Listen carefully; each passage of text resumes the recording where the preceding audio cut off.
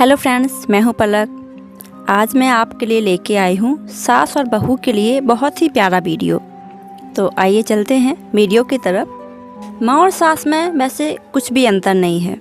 रोते हुए जब संसार में आते हैं तब माँ गोद में उठाती है। जब रोते हुए ससुराल जाते हैं तो सास अपने गले से लगाती है। माँ ने अगर जीवन दिया है तो सास ने जीवन साथी दिया है। माँ ने चलना बैठना सिखाया है तो सास ने समाज में उठना बैठना सिखाया है। माँ ने घर के काम सिखाए हैं तो सास ने घर चलाना सिखाया है।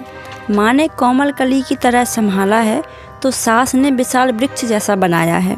माँ ने सुख में जीना सिखलाया है तो सास ने दुख में भी जीना सिखलाया है। माँ अगर ईश्वर के समान है तो सास गुरु के समान है। तो अगर देखा जाए तो दोनों कंडीशन में दोनों माएँ हमें कुछ न कुछ सिखाती हैं। लेकिन अब यहाँ पे बात आती है कि काफ़ी लड़कियाँ या काफ़ी बहुएं अपने सास से खुश नहीं हैं और काफ़ी सास अपने बहू से खुश नहीं हैं। तो हम इस टॉपिक पे बात कर लेते हैं। अगर देखा जाए तो दुनिया में पूरी तरह कोई भी सही नहीं है। हर किसी इंसान में कुछ न कुछ कमी होती ही है। अब बात कर लेते हैं सास और बहू के रिश्ते की। देखिए, अगर एक सास हो या बहू, उसको स्टार्टिंग में एक दूसरे में बहुत अच्छा ही नज़र आती है, लेकिन कुछ दिन साथ रहने के बाद दोनों का प्यार झगड़े में क्यों बदल जाता है? क्योंकि कहीं ना कहीं सास अपनी बहू का कंपेयर दूसरी बहुओं से करने लगती है और वहीं पर बहू अपनी सास का कंपेयर या तुलना अपनी माँ से करने लगती है। देखिए, सिंपल सा लॉजिक है। दुनिया में अगर आपने किसी भी इंसान की तुलना किसी दूसरे इंसान से करनी शुरू कर दी तो आपको उसमें हज़ारों कमियां या बुराइयां नज़र आने लगेंगी और जिस इंसान की आप तुलना कर रहे हैं वो इंसान आपको कभी पसंद नहीं करेगा।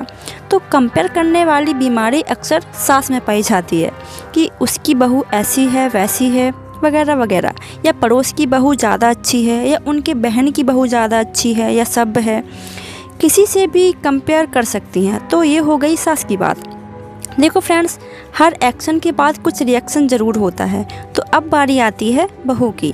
जब बहू अपनी सास को ऐसी बातें बोलते सुनती है तो वो सोचती है कि सब बोलते हैं कि सास माँ जैसी होती है, लेकिन मेरी माँ ने आज तक कभी ये नहीं बोला कि मेरी बेटी या बेटा में ये कमी है या फिर ये बुराई है, तो ये माँ जैसी कैसे हो सकती हैं? और इन्हीं छोटी छोटी बातों से दोनों के दिल में एक दूसरे के लिए नफ़रत पैदा होने लगती है।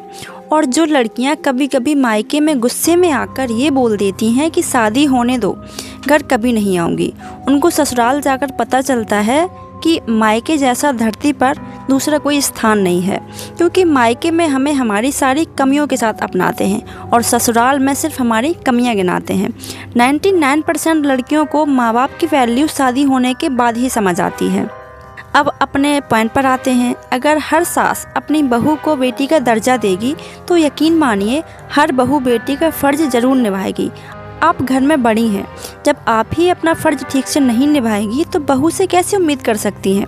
और याद रखिए, कोई भी माँ अपनी बेटी की कमियां कभी नहीं बताती या कभी नहीं गिनाती, सिर्फ अच्छाइयाँ बताती है। तो एक माँ बनकर रहिए, सास नहीं। और हर बहू से गुजारिश है कि अगर आपकी सास माँ बनने को तैयार है तो आप बहू नहीं, एक बेटी बनकर उनकी देखभाल करना। आप दोनों एक दूसरे की कमियां नहीं, अच्छाइयाँ देखो, फिर देखिएगा आपकी लाइफ कितनी सुकून से निकलेगी। तो आई होप आपको मेरा वीडियो पसंद आया हो। अगर वीडियो पसंद आया हो तो वीडियो को लाइक कीजिए और इससे आपने क्या सीखा हमें कमेंट बॉक्स में ज़रूर बताइएगा। चलिए मिलते हैं हम अगले वीडियो में, तब तक के लिए धन्यवाद।